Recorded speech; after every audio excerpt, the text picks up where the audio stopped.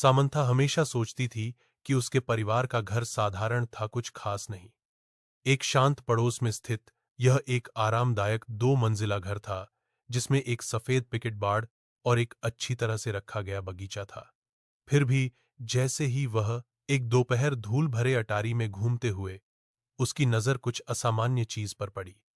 दूर कोने में भूली हुई बक्सों के ढेर के नीचे उसने फर्श के नीचे छिपे एक संकीर्ण ट्रैपडोर को देखा। जिज्ञासापत इक्वड वह घुटने टेक कर उसने इसे खोला। नीचे स्थित छोटा सीढ़ीदार मार्ग एक धुंधले बासी सुरंग की ओर जाता था।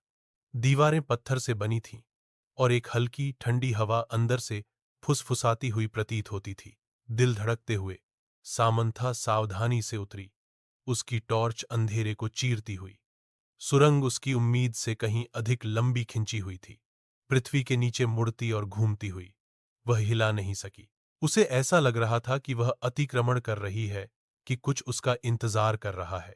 अनंत काल जैसा लगने के बाद सुरंग आखिरकार एक छिपे हुए कमरे में खुल गई। दीवारें पुरानी किताबों की अलमारियों से भरी थीं।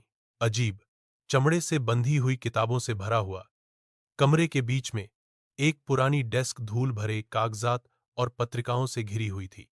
जैसे ही सामंथा दस्तावेजों को पढ़ रही थी, उसके हाथ कांप रहे थे। रिकॉर्ड डीएस ने निषिद्ध अनुष्ठानों और गुप्त समाजों की बात की।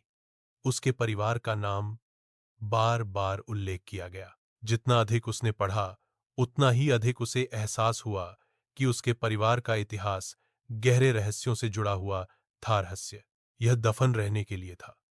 उसने कुछ ऐसा उजागर किया था जो किसी को नहीं पता होना चाहिए था, कुछ ऐसा जो पीढ़ियों से छिपा हुआ था।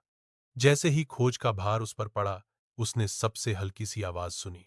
उसके पीछे से आवाज आई, एक फुसफुसाहट, धीमी और ठंडी। वह अकेली नहीं थी।